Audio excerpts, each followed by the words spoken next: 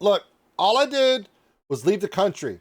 I left the country for like 5 days, and everybody just goes to chaos. Why? Reactors, copyrights, money, and people making videos about it. A lot of people making videos about it. And I was gone. I was in Helsinki, Finland. I was on vacation. I was hanging out with the wife. We were doing all the fun stuff. And then I see a video come up from my buddy Ian, tankthetech. And he made a video and he said a lot of stuff. And then other reactors jumped in and they said why he was wrong. And, oh, I love tankthetech, but he's wrong. And then my good buddy metalbirb made a video. And in his video, he's like, I love tankthetech, but he's wrong on this one. And then they explained why. I'm about to set the record straight on all of them. Are you ready? Actually, no, no. But I do think there's a solution to all of this. And I know exactly who's right, and I know exactly who's wrong. Are you ready? The person who's wrong is...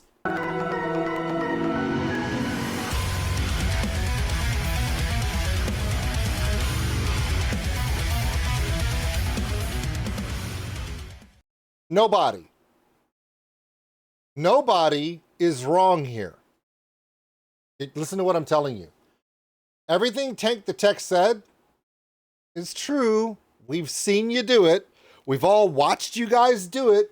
Y'all complain a lot about copyrights and UMG and Sony and Universal and, well, UMG and Universal are the same thing. SME, all these different companies and copyrights and reactor rights and free use and all this other stuff. Everybody makes these videos. And it's kind of self-serving because all of you guys did it to make money. You made content, you're gonna make money on it, right? And because you're not making a video with content in it that doesn't belong to you, nobody can claim your opinion. So those who made videos complaining about copyrights and different companies, if they got 100,000 views on those videos because it's a hot topic content, they made pretty good money doing it. So I'm not here to take sides. You want to know why? Because I think everyone is correct from their own perspective. Where people are wrong is where they think that their perspective and their circumstances are the same as everyone else. That's the only issue that I see with any of these videos that are being made. Why do I say that? Okay, because my particular situation is completely different than tankthetech. My position is totally different than Tori Reacts or Matt and Chels, Orion Reacts, metalbirb, the charismatic voice, and on and on and on and on. We're all different. We all started differently. We all have different goals. We all have different setups. We all have different philosophies on how we do this. I'm going to share a couple of examples only because they open their mouths first. And then I'm going to show you why I think the biggest way, and I think this is probably the most important part of Tank's video, was that he was open and honest about how much money he makes in his channel. I think that's very important. If you're going to complain that you're not making enough money or you're not paying your bills or whatever, and you're willing to say that, you got to back up the numbers. Now, to do this and be nice and fair to everyone, I'm going to do it myself. I'm literally live on Twitch right now. My chat is in the chat. You can't see them unless I do this.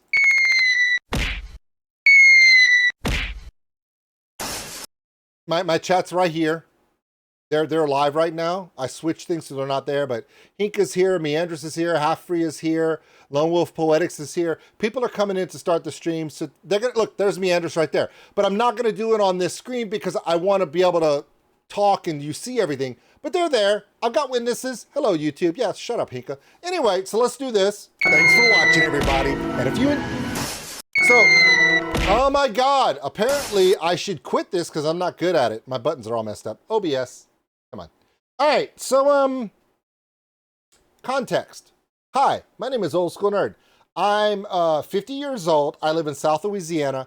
And my reason for starting my YouTube channel was I was already a Twitch streamer playing video games. And just like a lot of you, there's not a lot of money to be made in that. But I wasn't doing it to make money. I was doing it because it was the best way to talk, coordinate, and share content with friends that I was playing with World of Warcraft in. And I saw other people making reactions and I loved the content. And I thought, man, you know what? They're seeing things that I see, but I'm seeing different things. And what if I shared that information? I do a lot of this stuff on Twitch, so let's just do it on YouTube. Let's see what happens. Holy crap. What I didn't realize was that people really enjoyed the three things about my channel.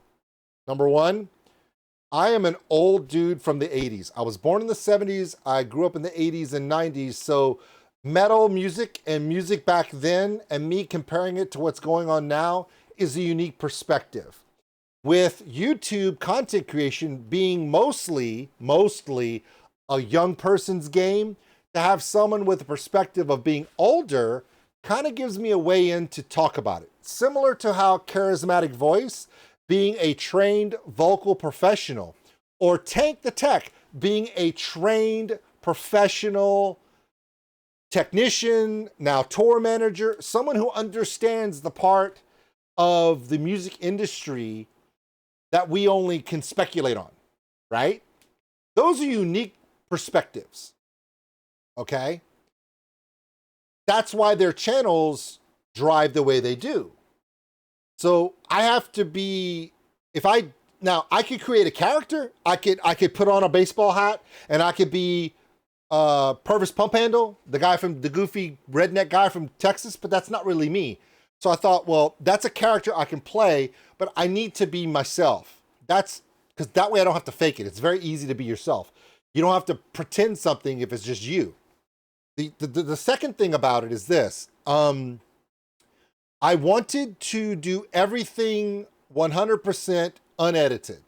One of the things that I hated the most about reaction channels was the thing that people loved the most was it seemed like the reactor knew a little bit too much about the band and the song while they're making the reaction. They knew answers to stuff and all this inside information, and they knew exactly when to go, oh! It's like they knew ahead of time. So I thought, here's a novel idea. You already stream live on Twitch. What if you stream live on Twitch and you let people give the suggestion live?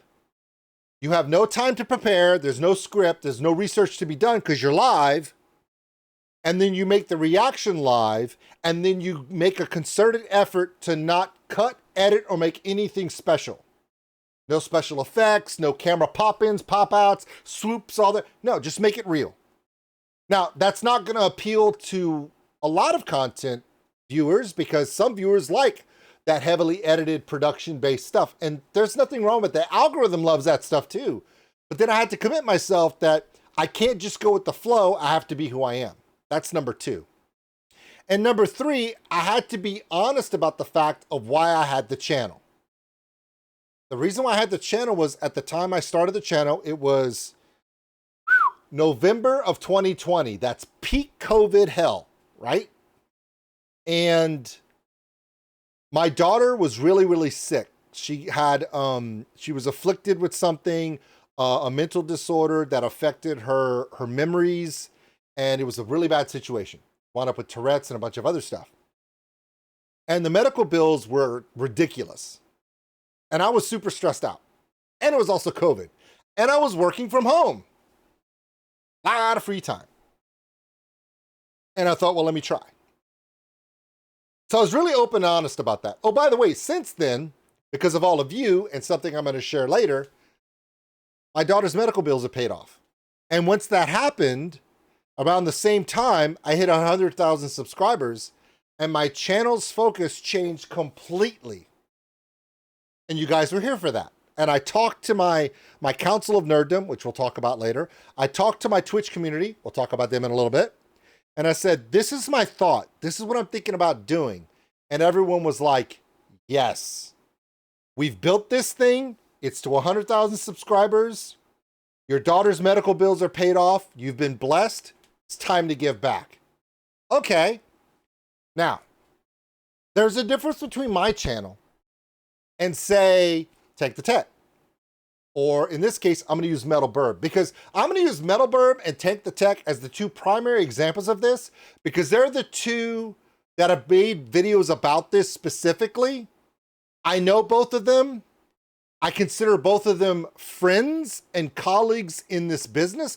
One of them I consider to be a friend and has done so much for me in this genre of content creation. I can't repay that. And I'll tell you about that in a little bit. Okay, let's talk about the argument. tankthetech in his video talks about, man, everybody's complaining about copyrights and how they're not making money, and this distributor or this company is taking all their content and all their money. He made a whole video about that. Now, please go to Tank's video for the context. I'm not gonna watch the video and do all this other stuff. But everything Tank said, 100% honest from his perspective. That's why he made the video. From his perspective, he sees a lot of reactors complaining about something that they should know better. You guys are complaining about this, but you should know better. You know what's up. You know how this really works. And to go online and complain about it, tankthetech made his video. He wasn't talking about metalbirb. He wasn't. He was talking about other people. Now, Tank did say all the reactors. He should have said a lot of reactors. And in fact, he did. He said a lot of reactors say this and this and this, and he's right. Because before Tank made that video, he was on tour watching videos on his off time going, why is everybody complaining about this? You guys know this, how this works. To make sense of what Tank said, I'm going to say something that he did not. It is not your content. You didn't make that music. You didn't make that video, and neither did I. Fair use in copyright claims on YouTube is a lie. There is no such thing as fair use on YouTube. Everybody says it. It doesn't exist on YouTube. Fair use is a legal entitlement that only applies to legal proceedings and if you're in court. That's the only time it ever comes into play. Listen to what I'm telling you. Copyright fair use, the 208 policy and the law, the article, is a law. It is a title. It is only used in court. So if you're going to push that, are you willing to go to court? I happen to know that there's a reactor who has the kind of money and the lawyers. They do. And they win. But they're willing to do that knowing the ramifications on the other side. What I'm talking about is this. If I go and say that such and such video that I made is 100% my content, but the video itself has a video of baby metal. That's a good one. Okay, baby metal. And they're not a very good example back then, but now they're with an American record label. So this does pertain. And I do a reaction to them and it has their video on my screen. By the way, when you reverse the image, put a watermark on the image, blur the image, make it smaller, make it bigger, whatever, it does not matter. The algorithm sees it. I've seen people do all the manipulation they think they're doing and they're speeding up the video, making it slower, morphing the audio. It doesn't matter. The algorithm can see that. If you got away with it, you got lucky. But it's the algorithm. It's going to get it. I don't care what you manipulate. All of these videos have data markers in them that the algorithm scans. It's not the music. It's not what you see. There's data markers. If the algorithm catches it, you're done. This is my IT engineer talking at the moment, by the way, which is another reason why I can do what I do on YouTube. YouTube's not my full-time job. That's another perspective we're going to talk about real quick. So everybody's trying to do this copyright thing where they're like, well, I made this video and yes, someone else's video is in there, but I only use so much. You're talking about legal terms and you're not in court.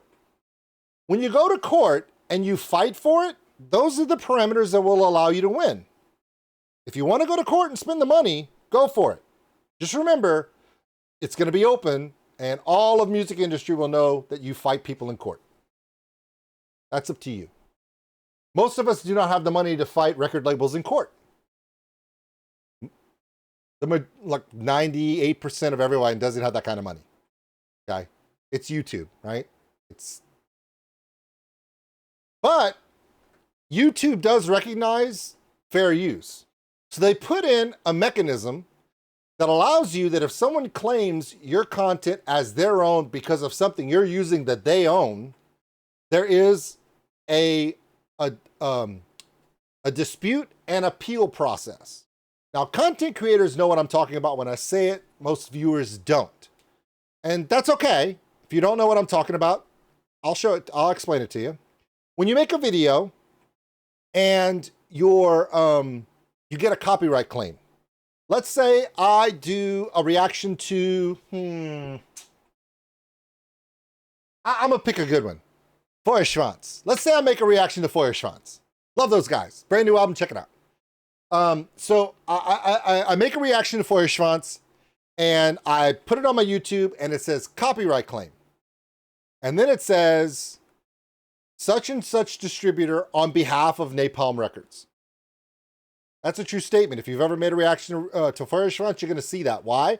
Because Napalm Records is their record label, and there's usually a distributor like Orchid Music, Believe Music, one of those different distributors that holds the copyright, and they're the company that scans the internet for copyrights. That's what they do. They're under contract. So, Feuerschwanz makes music.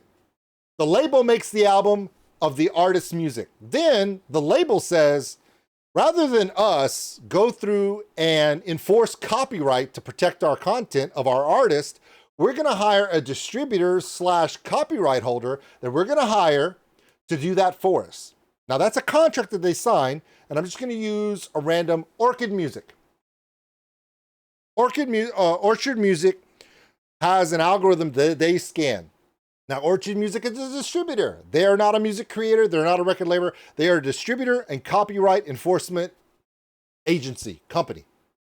So their entire algorithm scans YouTube all the time, looking for content that belongs to one of their clients, and they're under legal obligation, according to their contract, to protect the rights of the record label and the artist.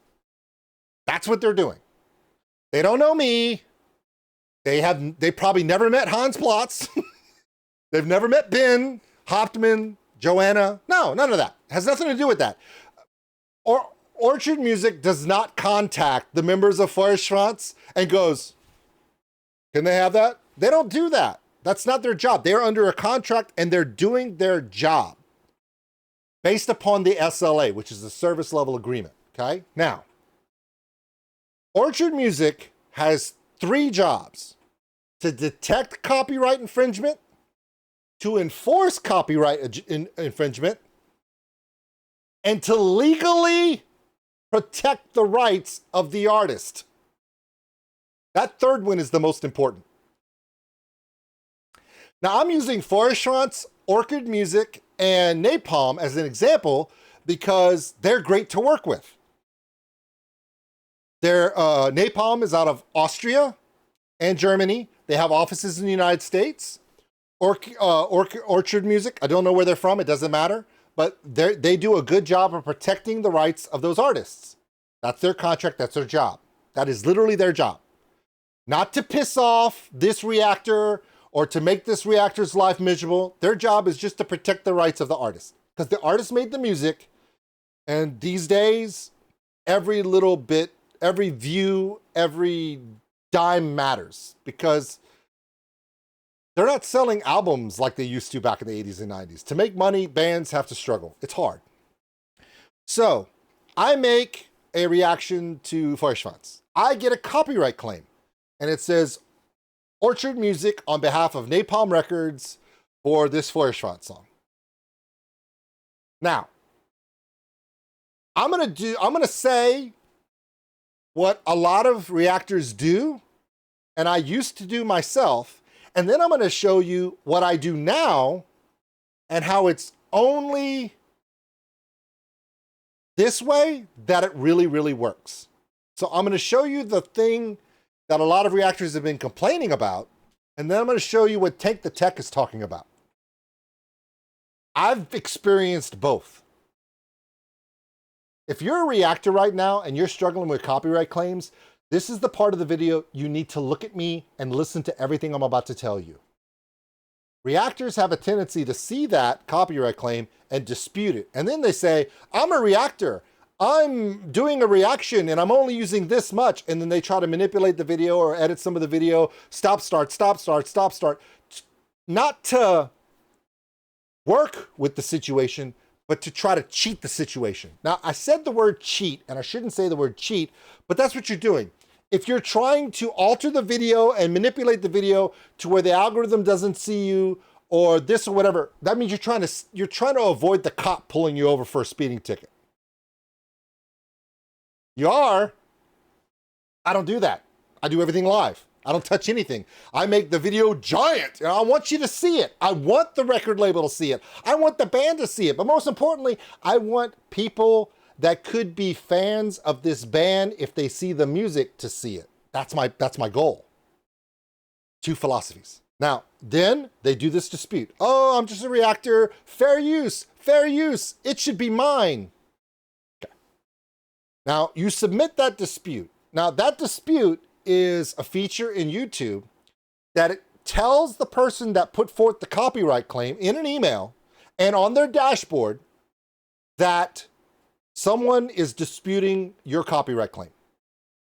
There's an option to accept the dispute, and when you do that, it releases, and the person that did the dispute gets to keep their revenue. They get to monetize their video.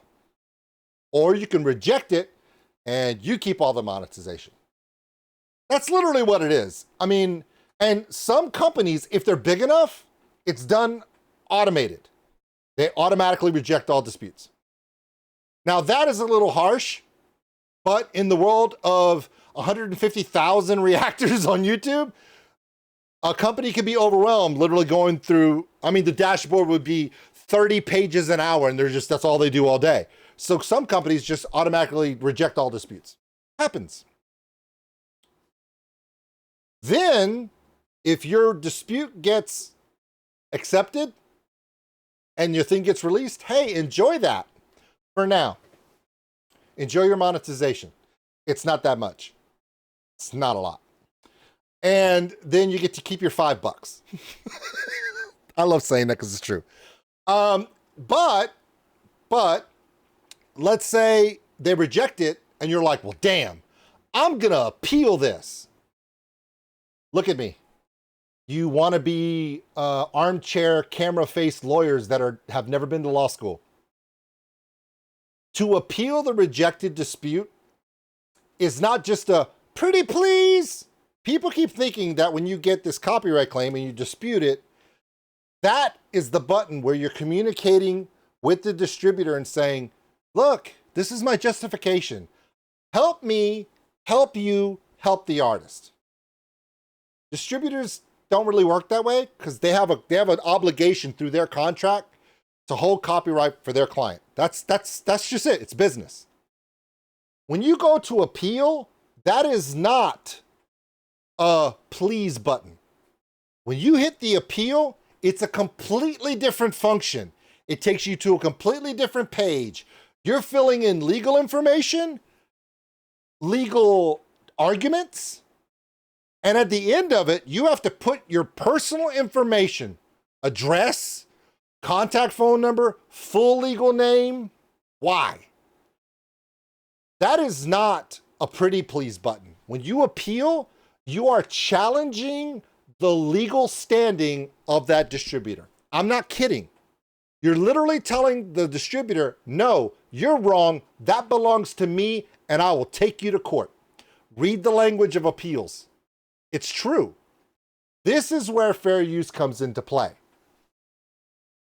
If you're a reactor out there and you're appealing everything you do, and you're wondering why you're getting strikes, and sometimes it works, and then now your channel is getting spiked out and your channel gets dumped or banned or whatever, it's because you're causing legal problems for these companies. And some of these companies have a lot of cheddar, and they will go to YouTube and say, this person is causing us all kinds of legal drama. Because when you appeal a copyright, it doesn't go back to the same algorithm or person clicking. It goes to their legal department. And the legal department is going to protect legally what's going on. Now, if you are well within the 4 pillars of copyright law, limited use, it's a recreation, you're using it for what it's beyond, or it's in support or promotion of the artist. If you can prove those things in court, you could go to court, depending upon where it's held, go to court, show your video, show what you've done, and a judge could say, absolutely, this content creator may be using your content, but it's in benefit of your client, and they're within copyright fair use doctrine and the legal terms, and as a judge, they can keep it. Wow, you've just spent $20,000 minimum for a $5 reaction video that you've done. Congratulations. You've also been put on a blacklist. Now their legal department has told all the distributors of that label and all coordinating labels underneath the company, parent company umbrella that you cause problems. That's what's happening to channels. I'm going to give you an example. There's a channel of 2 guys and they do reactions, and they're great reactions. Their reactions remind me of the 1980s and 70s DJs. I'm like, hey, blah, blah, blah. They do that radio talk, right? And so they're doing all that. But all of their videos, they're trying to do the tricks that somebody told them. They fade it out, they edit the video, they change the music, they do a bunch of edits to try to miss being caught by the algorithm. The odd part about it is these guys wouldn't have to do all that extra edit work and spend all the money and hours doing edit work if they would just do what I do for reactions. So I just told you what a lot of reactors do. They try to fight the system or skirt the system or avoid the system. A long time ago, a few years back, I was one of those people trying to avoid copyright. And if someone copyright claimed my video, I was like, oh, well, I don't get any money for it. My copyright claims were probably 80%, 90%, and about 10% of my videos weren't being copyright claimed. So my monetization was extremely small. And we'll talk what I did about that. But at some point, a reactor came to me and said, hey, I love what you're doing. Are you struggling with content, like copyrights and stuff? And I'm like, yes. They're like, listen, the reactor community is not a competition. For a lot of reactors, it's a community where we're all in this together trying to bring awareness to various types of music, whether it be folk, metal, metalcore, death metal, name the subgenre, it doesn't matter. There's a lot of amazing reactors out there who share information and share ideas. And one of those people is tankthetech. For some reason, I don't know why people think tankthetech is some kind of Elon Musk of music reactions. He's not. He's actually just a regular guy. Same thing with Charismatic Voice, metalbirb, Orion, Matt and Chels. There's a bunch of people, Tori Reacts. And they got together and they told me, and they was like, listen, how are you approaching your reactions and copyrights? And I told them what I was doing. They're like, oh, don't do that. Don't do that. This is why you're struggling. And I was like, oh. And then they told me this. Are you ready? Reactors out there that want to be a reactor, but you're not sure what to do. And you're wondering, how the hell does Oldskulenerd do it? How does tankthetech do it? How does metalbirb do it? How does Charismatic Voice do all these videos? And how are they still on YouTube? I've got 2 strikes, and if I get a 3rd one, I'm gone because I keep reacting to Kendrick Lamar. And that's your problem. And country music. Yeah, why am I getting all these copyright strikes? Okay. You can either do what I just described in the beginning, fight the system, or you can work the system. Artists need promotion, because without people knowing that the album is coming out, no one's going to know, so no one's going to buy it. If no one buys it, nobody knows the music. They don't know about the artist. If they don't know about the artist, there's nobody going to show up for your tour. Now, this is not applicable to Kendrick Lamar, Metallica, Taylor Swift, any Jason Aldean.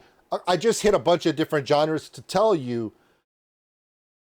doing reactions to those level of artists does not benefit the artist, and all it does is put more eyes on you. It might give you clicks and views, but you're fighting a system that doesn't need you to react to them.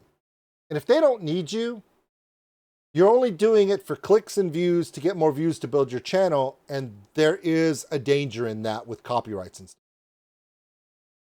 But there are labels out there that are under some of these giant companies, but those labels realize the age of radio, other than hip hop and country, the age of radio to get music out from new artists doesn't exist anymore.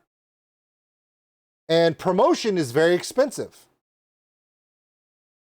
Unless, what if there were people on the internet that, just like a radio DJ back in the 80s, was like, hey everybody, it's Old School Nerd. Brand new Fleur Schwartz is coming out. Nightclub, new album is coming out. Here's the new single for you right now. That's what they used to do in the 80s. Record labels would pay parent companies of multiple radio stations a certain amount to play their music so that the people in their different radio regions and footprints would hear the new music, hear that it was awesome, hear the new song, want to buy the album, buy a ticket, marketing and promotion. A few record labels got really, really smart. Really smart. Back around 2016, 17, 18 was the pinnacle of music reactions. That's when it really just exploded, right before COVID. And during COVID, it got even bigger because everyone was stuck at home. Then some of these record labels got really smart and they realized, you know what's going to happen? Here's my idea.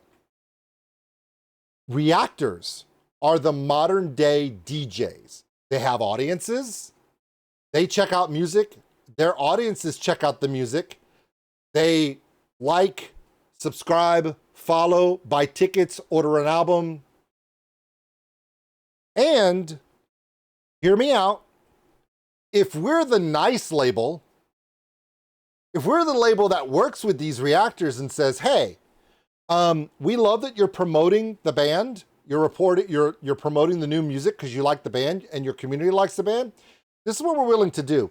We're willing to not copyright your reaction because you're helping us promote the band with your community, and it's a win-win for the label. They don't have to pay to promote. They don't have to pay for marketing, and all they got to do is not make $5. Could you imagine if for every 1,000 views, the average payout for a reaction is around $1 to $1.50, sometimes $2 if the reaction's really long, depending upon who the artist is and their reach. So what you're saying is that we can get 1,000 eyes on our new music for less than a cup of coffee, way less than a cup of coffee, and that music record label executive probably got hugely promoted when this worked out. Because a lot of labels, especially in Europe, do this. I'm going to give you a few. Sumerian Records, Nuclear Blast, Napalm, A Rising Empire, Century Media. These are just a few of the labels that realize that a reactor has an audience. That audience wants to see what's new, wants to see what's coming, and we don't have to pay them at all. All we got to do is say, we just won't take your money from your video that you made. Oh my God, I didn't know that either.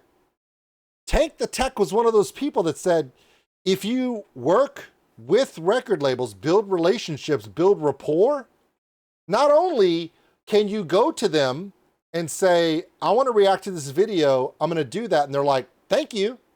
But all of a sudden they're like, hey, love your channel, love your reactions, you love the band. Would you like to talk to Hans Plantz about the new Feuerschwanz album? I've done that 4 times. Hey, Feuerschwanz is coming to the United States. Hasn't happened yet, but I'm waiting. Would you like a pass to go see them? Are you kidding me? Would you like to meet the band? Sure. Will they sign my license plate?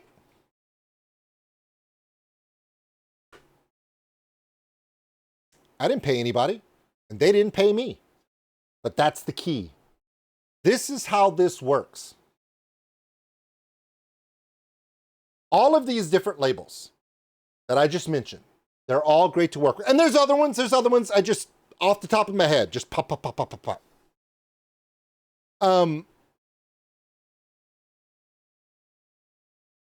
The key is that I'm going to react to the brand new song from Feuerschwanz. I keep using Feuerschwanz because it's a consistent example.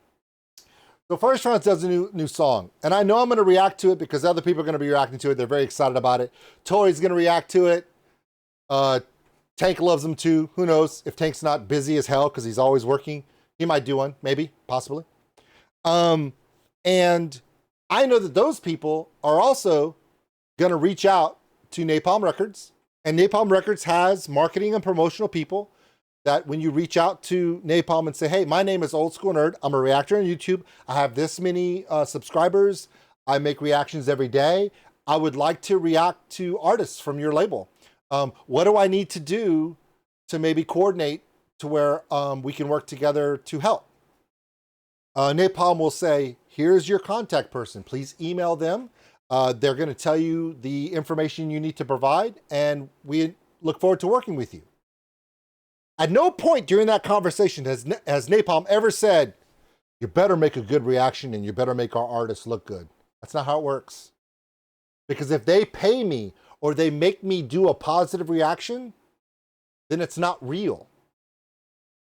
And they need it to be real because real sees real. If I make a fake reaction and I don't like the song, but I'm just going through the motions, I become one of those hype channels that everybody hates. And it doesn't do the artist any good. So here's the deal.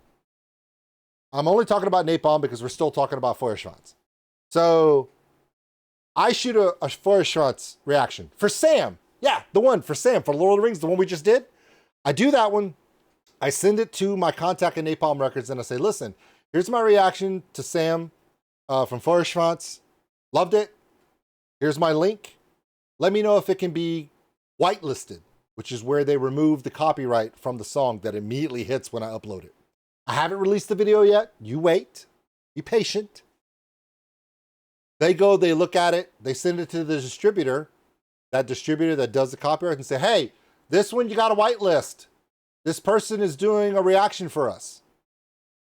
Okay, all of a sudden it gets released. And then I can send it to you guys. And then now I'm sharing the video with you. I'm 100% real about how I feel about it. And Napalm gets thousands of views on their video. It didn't cost them anything. And I don't get a copyright strike. And I get to keep my $3.27. Wow, $3.27. We're getting more money. That's a lot. Again, it's not easy. Now, here's also the other deal. Napalm will send me emails saying, hey, just want to let you know, love your content, love your channel, love your community. Thank you for everything you do. Here's a list of all the really cool videos coming out next week. Nice. Some ad infinitum is coming. Yeah, all right. Yeah. Ooh, new ginger. Oh. Here's the thing. Napalm never tells me I have to do reactions to all of those. They're just letting me know they're coming, so I'm ready. If I've done reactions for bands that are on this wall that I didn't like, didn't resonate to me, it didn't connect. You haven't seen them on YouTube, have you? Did the label block them? No. If I don't have something nice to say, I'm not going to shit on somebody else's art. That's their art. I'm not going to crap on it. But I'm not going to send it to Napalm or to the distributor and say, hey, put my reaction, clear the copyright on my reaction so I can put it on YouTube and trash your band. Not fair to them either. So if I do a reaction live on Twitch in front of all my people, my audience, my community has seen me literally go, I don't like it. They've seen me do the reaction live. I don't like it. If I don't like it, I'm not going to crap on that band. I'm just not going to put it on my YouTube channel. Just the way it is. So there is a way for reactors to do reactions to music, working with the label while still being honest. The label gets free promotion. If you like the song, they get free promotion. You can keep your monetization, all $3.57. Ooh, it's getting higher. It's getting higher. And then everyone walks away fine. Tank said a lot of things that are true. There are people literally trying to go to war with record labels and legal departments, and they're going to lose. And they want to know why their channel is dying. It's because they're being blacklisted on YouTube because you don't understand. When you fight the fight, not only can you get a bunch of copyright strikes, but those different entities, if they're big enough, like, oh, I don't know, Sony, Universal, can literally go to YouTube and say, that person is causing legal problems, shadow ban their ass, and it does happen. I did a reaction to Tom McDonald in 2021. My channel was blacklisted for 10 months after. That is a true story. Now, I don't know what person did that or why. I did a Tom McDonald reaction to one of his songs because someone requested it.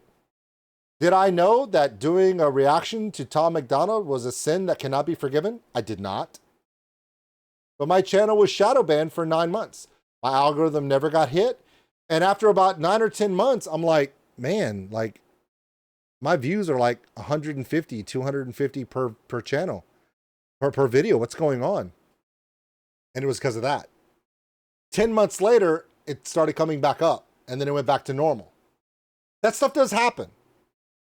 The reason why it can happen is if you don't know how to play the game. Playing the game is not being fake.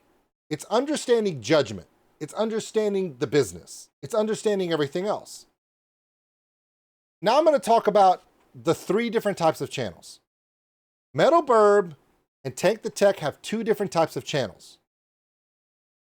tankthetech is coming from a perspective of technical expertise and insider knowledge into the music industry. He was not a reactor. He was a full-time road tech in the music industry, various genres. From metal to country, you name it, he's done it.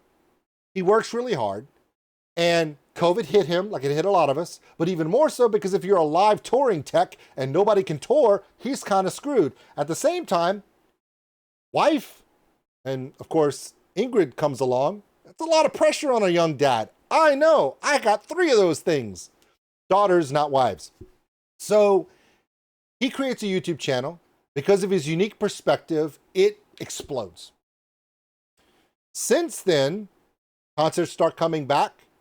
He does a reaction, and doing a reaction to a small little techno metal band from Germany explodes his world because when they took off during COVID, so did he.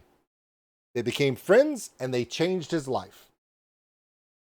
So much so that I absolutely hate Ian now. I'm so jealous of him. He's moving to Germany. Yeah, I saw it. He's going to raise his daughter in a wonderful region of Germany with a community, a support system. He gets to go see all those awesome metal tours that we in the United States don't get to go to because we don't, I mean, they tour all the time in Germany. It's in Europe. He can drive 5 minutes from his house and go to a show. I got to drive 12 hours. That sucks. And he gets to be right there with the band that hired him, his friends. I mean, everything is working out amazing for him, and I cannot be more proud and happy for him and his family because his wife Claire is an absolute wonderful dream. She's a creative, just like my wife. My wife is a creative. His wife is a creative. We're both dads of daughters, amazing little girls that we love. He's a great dad. He's a great friend. He's a really, really good reactor, but he's a much better tour manager, so he doesn't do reactions as much anymore. He's too busy. And that's okay. Good for him. However, I am still kind of pissed. He's moving to Germany, which means he gets the one thing I don't get here. He gets European Fanta, and that pisses me off. If you know why European Fanta is better than American Fanta, you understand why I'm mad about that. European Fanta, dude? Really? That's the real reason why he moved to Germany. I know. Electric Callboy, got it. Wonderful community to raise his daughter in. You know, wonderful people to experience the culture, new life, convenience, happiness, all that stuff. At the end of the day, Tank gets to have the European version of Fanta. Yeah, and Mountain Dew. So yeah. That's the real reason he's going. Let's just be honest. Okay. metalbirb, on the other hand, I don't like him either. Can't stand the guy because of that hair. The hair and the beard. Man, pretty people annoy me. When they're that pretty, it drives you crazy, right? The hair. He's like a Marvel superhero, but his superpower is being Canadian. Anyway, so no, but metalbirb is a different situation, okay? And I'm a different situation. metalbirb is a content creator, and that is what he does for his living. That's how he supports his family. That's how he pays his mortgage. That's how he puts food on his table. So all these copyright issues and other issues are very, very, very important to him because every single one of them takes food off his table. So the struggle and the balance of working with labels, not working with labels, copyright strikes, copyright claims, releases, all of that stuff is way more important to him than it is to me. I started this YouTube channel to help make a little extra money because I was drowning in medical debt for my daughter and I needed to do something so I didn't go crazy during COVID. I didn't expect that to happen. Never expected that. That was all of you. That was all of you going, we'll hang out with him. Okay. My wife thinks all of these people are crazy. And she's my wife. So that happens. It kind of goes out of control. And to finish this video, I'm going to do what Tank did. I'm going to be completely transparent on how much money I make and how I make it. Are you ready? Okay. Let's talk about the big elephant in the room, YouTube. My YouTube performance is based upon the fact that I have 111,315 subscribers. In the last 28 days, my videos have made $435. Now you're thinking, oh my God, Old School Nerd, all of your videos that you shot the last 28 days have made $435? No. I have 2,800 reaction videos on my channel. If they all make 5 cents, I have earned money by attrition. That $435 goes to pay for my $200 internet bill. I live in the country. Internet's expensive. And it helps pay for my daughter's medicines. But $435 a month is not enough to pay my internet and electric bill. Wouldn't be covered by that. I pay $275 a month in electricity. So, am I making a lot of money? I am not. Am I making more money than all of you are? Well, you start a YouTube channel. You probably will do better than me. Now, let's also talk about videos that people think I made a whole bunch of money on. Okay, let's go to content. And we're going to go to the most views ever. The most views ever. 2,600,474. That is Wrong Side of Heaven by Five Finger Death Punch. That is copyright claimed. It has always been copyright claimed. I tried to dispute it. It didn't matter. My monetization on that is, I think, $0.00 forever. Now, I did the math. I did the math based upon the watch time, and I did the algorithmic formula. The amount of watch time, it's almost 300,000 hours, 2.6 million views. This right here has made Five Finger Death Punch and their distributor about $20,000. I haven't gotten $20,000. But you know what it did? Look at the subscribers. It was worth it. Am I going to complain and bitch and yell that they owe me $20,000? No.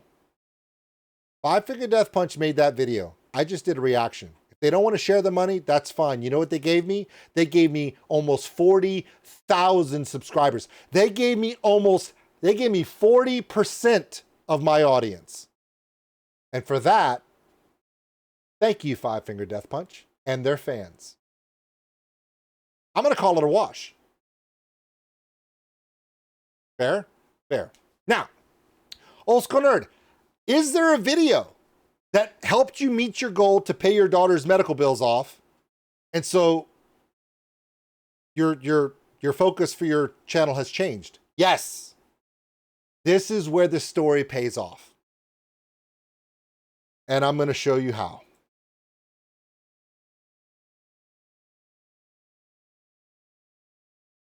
This video is my reaction to El Estepario Siberiano doing a drum cover of Linkin Park's Numb.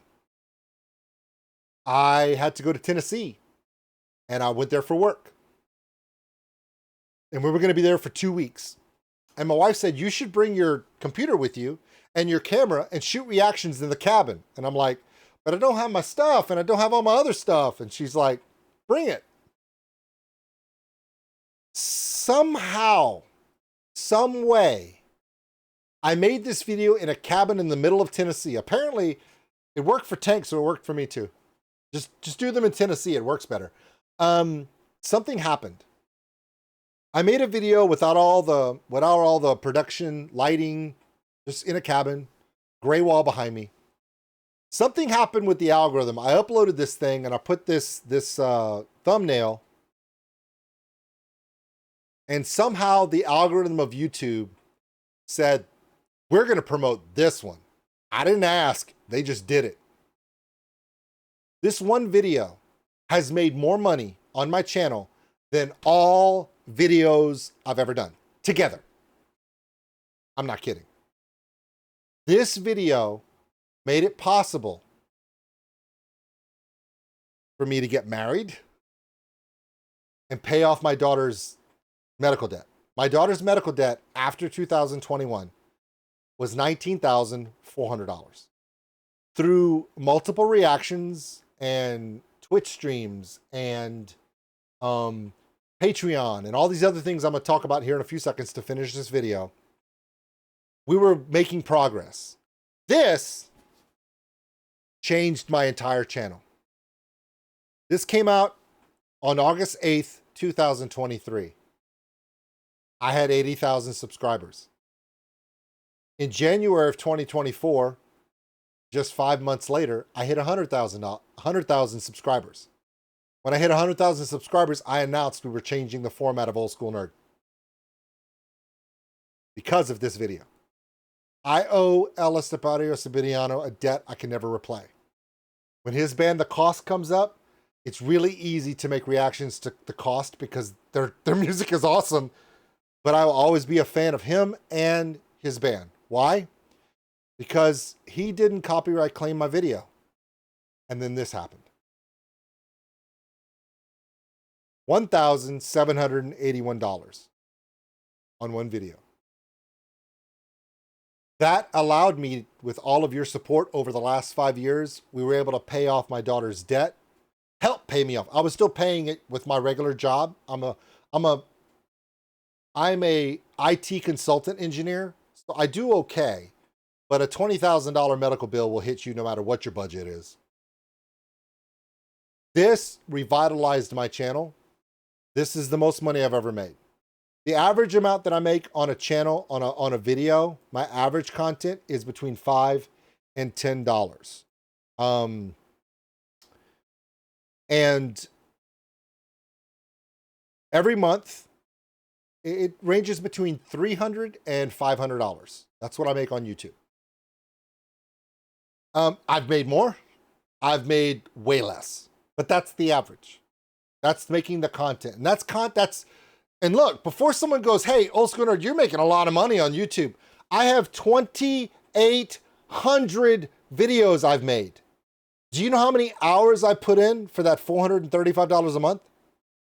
It's a lot of work. It's a lot of sitting in this chair. I've worn out 3 chairs and 4 cameras. But that's not why I do it now. Talk about Patreon. My Patreon. There's a reason why I have a Patreon. It's to put the stuff that I can't put anywhere else. I make just under $300 a month on Patreon. Why is it not more? Because it's not up to me, it's up to you. I have a philosophy on Old School Nerd. I have never asked for any money, ever, for a reaction.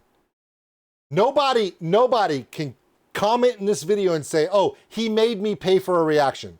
A label can't say that. An artist can't say that. And none of the audience can say that. I do not require to be paid. But I allow people 3 ways that if they want to, they can donate for a reason. One of those is Patreon.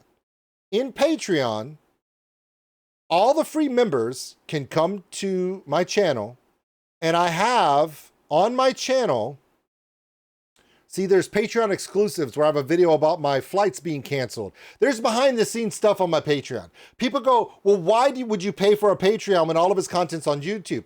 Some of the stuff that I fuck up, I put on Patreon. And if somebody wants to spend a whole dollar a month, you get access to all my bullshit. You don't have to. If you want to have your name on the top scroll of my Twitch streams, it's $3 Patreon. Do I say you have to do it? No. If you want your damn name up there and you want to be part of it, fine. Come on in. There's also a $9 one that also your name goes on the scroll at the end of all of my YouTube videos. Do you have to do it? You do not. Do you want your name on the scroll like the whole Star Wars thing? You can. I'm not saying you have to. Then there's one called the Council of Nerddom. And there's only like 6 of those people. That is $25 a month. And I put it on there just to put it on there, not thinking anyone was going to do it. And then I realized that there were people that didn't just want to be here. They wanted to be part of it. The council is a totally different thing. They're actually my friends. They're investing in this because of the relationships. Those 6 council members are all major moderators. I consult with them on all my decisions about the channel. They are in content with me, especially on the D&D streams. A lot of them are, if they tell me something, it's because they're invested in this, because they're putting $25 a month, and they'll say, I didn't like that. Could you do this? And they also have one particular thing. As a council member for $25 a month, they can force me. I cannot tell them no.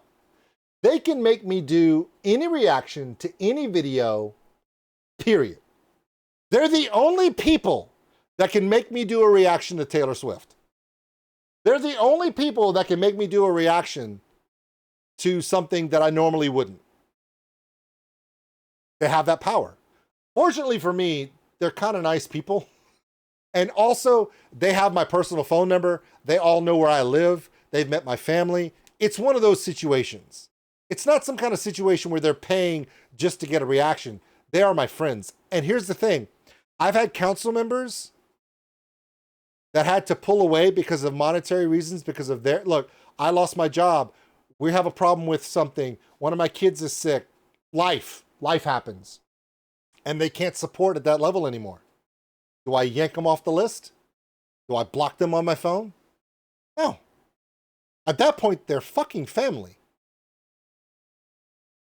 I've been to almost all of 3 of my council members. I've been to their houses.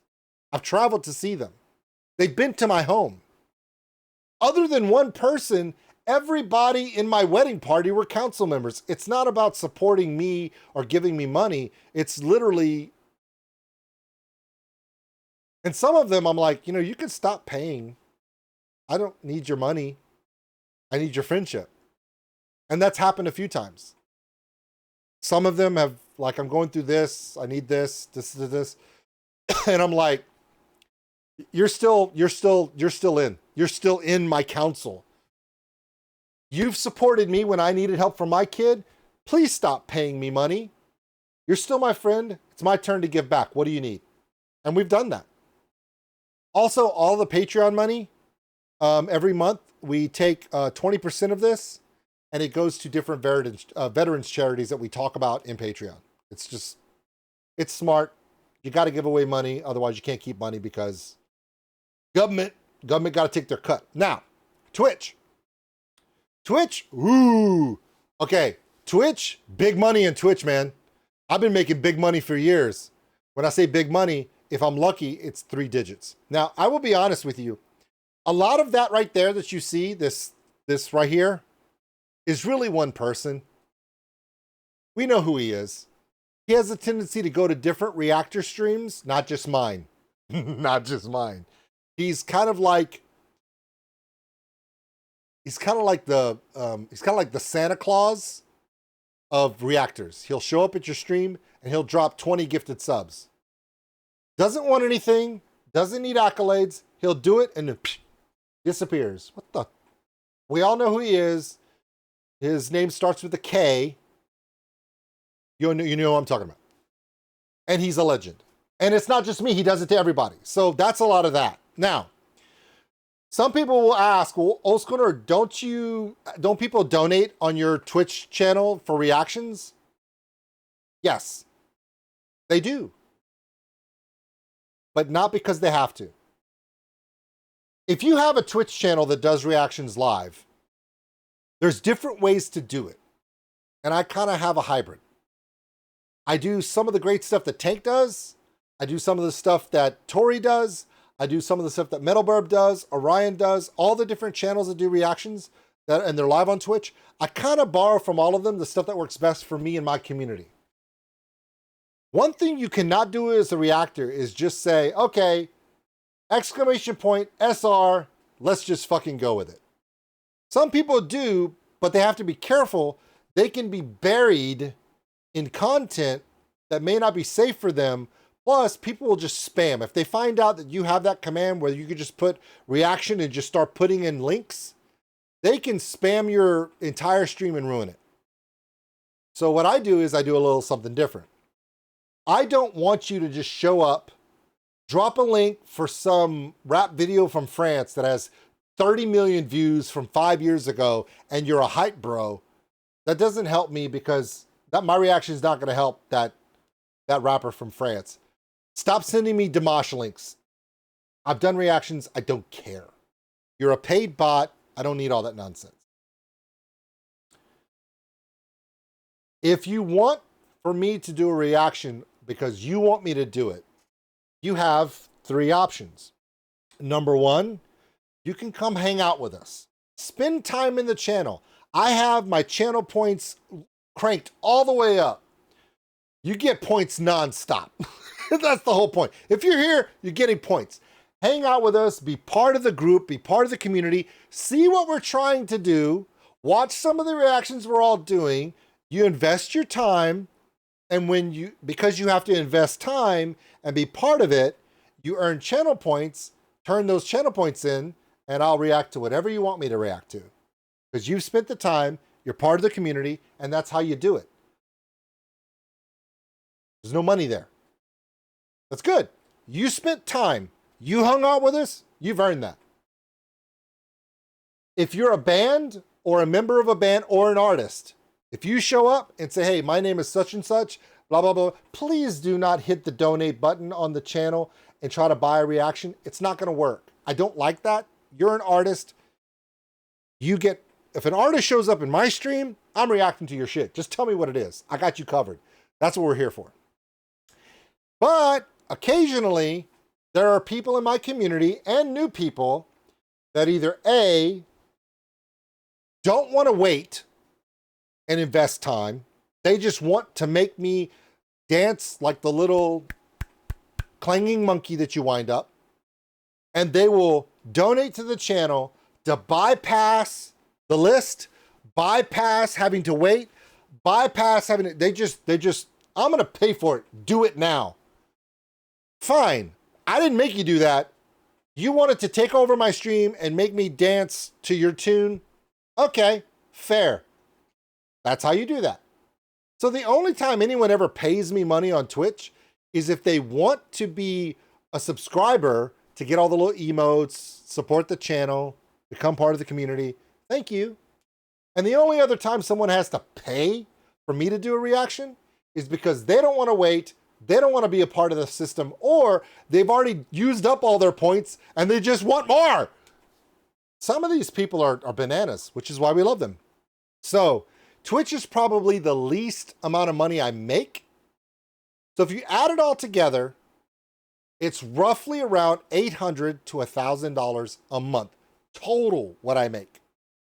Have to pay taxes, and that's not enough to feed my family. But is it nice? Yes. Does it allow me to do things? Yes. Does it allow me to meet people and do more of this? It does. When I hit 100,000 subscribers, we changed the game. I told you about how we finally caught up with my daughter's debt from her medical stuff. And we hit 100,000 subscribers, and I changed my channel. My channel is now, I could get rid of this now. Not that. One thing has not changed. I suck at this. I'm really bad at this. The channel has now changed. We went from going to do reactions, to get views, to build more followers, to build more subscribers, possibly monetize reactions, make money. And when we hit 100,000 subscribers, I talked to all of you. The people that are in my Twitch stream, I talked to my community members, I talked to my Patreon, I talked to my council, my friends, my wife, and I talked to other reactors. And I said, this is my idea. Tell me if I'm nuts. Everyone said I was nuts, but most of you said, we like it. All of the people out there, these people, got me where I am today. And they got me where I am today because we went after all of this. And a lot of the bands on this wall are not super mega, they're not Metallica, they're not Taylor Swift, they're not Kendrick Lamar. I mean, Sabaton's pretty big. Majestic is cool. Feuerschwanz is getting bigger. Malevolence, oh my God, what a run they've had. Elaine, Red-Handed Denial, Nanowar Steel, Legal Distortion, Art of Virtue. I have a lot of albums now, but some of them I can't even put on the wall. It's not big enough. But going and looking at all of these built this. All of these bands having something in common. They all started somewhere, and someone had to take a chance on them. You remember Bloodywood? Remember the first time we did a reaction to Bloodywood? And now they're huge. The bands that we've seen just explode. Electric Callboy is always good. But let's be honest. From the moment they dropped Hypa Hypa, they've been on a rocket ship to the far reaches of the universe in their career. Couldn't be happy. Couldn't happen to better people. Talk about great people. Finally, the good guys win, which is awesome. But for all the bands that I've seen make it, there's all these bands that don't have the support. So if all of you helped me get to this, and all these people are still here, there, right. I told you I'm bad at this. And I'm still doing reactions to bands like Feuerschwanz and Sabaton and Elaine and Malevolence and Majestica, you know, those reactions. Why can't we then focus on the bands that aren't on those labels? What if we could focus and always make sure that the bands that want a reaction and don't think that they can go up to a channel with 100,000 subscribers and get a reaction for nothing? What if that was a possibility? To do that, I had to realize that my monetization was going to go down. If I'm focusing on up-and-coming bands, the views won't be as high for me compared to Electric Callboy or Ella Sipario Siberiano or even Tommy Johansson covers. But I just gave that band the most eyes and the biggest opportunity, and someone on YouTube as a moderate reactor. I'm a moderate reactor. I'm not a big reactor, but I'm not a small reactor. I'm moderate.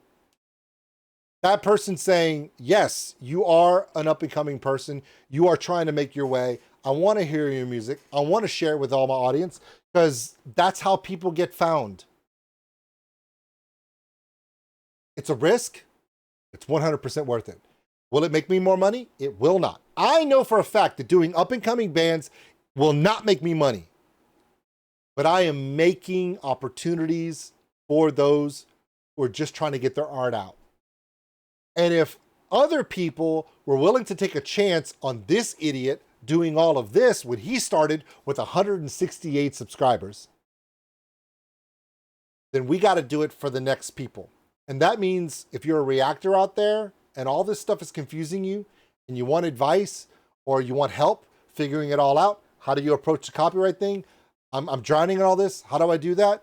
Please message me on Instagram. If you're an up-and-coming band, message me on Instagram. It's probably the easiest way to get a hold of me is on Instagram. Just send me a message saying, this is who I am. This is what I'm trying to do. Help.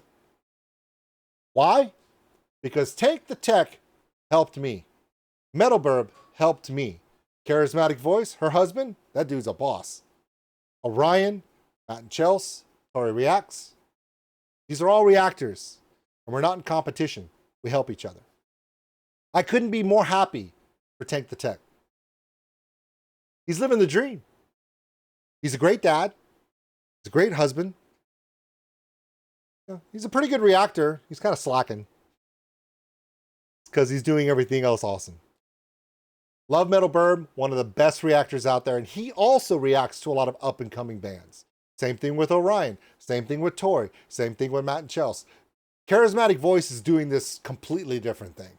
Oh my God. Charismatic Voice is taking this journey into the art of the voice, the musical instrument that we call the voice. She is it's not just the charismatic voice. She should just call herself Charismatic Voice MD because she's so good at that. So there's always something for everyone. So into this video that's over an hour long, and I'm not going to edit it because that's how I do. Who's right? Who's wrong? Is Tank right or is metalbirb right? They both are. From their perspective, they're fighting two different battles in their lives. Their perspectives are different. Is Tank right that a lot of reactors were complaining about something that they were fighting against the tide and didn't even realize they were pissing in the wind? Yeah. Is metalbirb right that it's a struggle for him because that's how he pays his mortgage, puts food on his table for his family, and the situation on YouTube can be a little overwhelming? Yep. Is my situation different than both of theirs? Absolutely. I'm blessed. Tank is blessed. metalbirb is blessed because a lot of the people that love metalbirb are also on that plaque there too. We share, we love together. metalbirb is probably one of the best reactors in the business. I just love everything he does. Orion, the king of the blah. Love that dude. Tori Reacts. She's finally getting the recognition she deserves. Tori Reacts was a reactor before I was. I watched her reactions to figure out how to do reactions. tankthetech is moving to Germany. He gets all the European Fanta now. Bastard. But him, Claire, and Ingrid are going to have a magical life there. His journey's been insane. It's a dream. He's living a fairy tale. A metal a metal musical fairy tale. They should write a song about that. Probably be a Feuerschwanz song. It may make, who knows what's going to happen. To all of you out there that want to know, hey, Old School Nerd, what are you about? Where's your place in all this? My place is unique. It's no longer about trying to get out of a dead hole and making extra money because I was in a bind. It's no longer about trying to get views and build subscribers and get to that mythical 100,000. All those goals have been met because of all of you. I don't need you to donate. I just need you to come hang out. I need your attention and I need your time. And I need you to help me support up-and-coming bands. Don't worry about all these guys. We're going to still love these guys. We're going to do their reactions to them. We're going to go to their shows.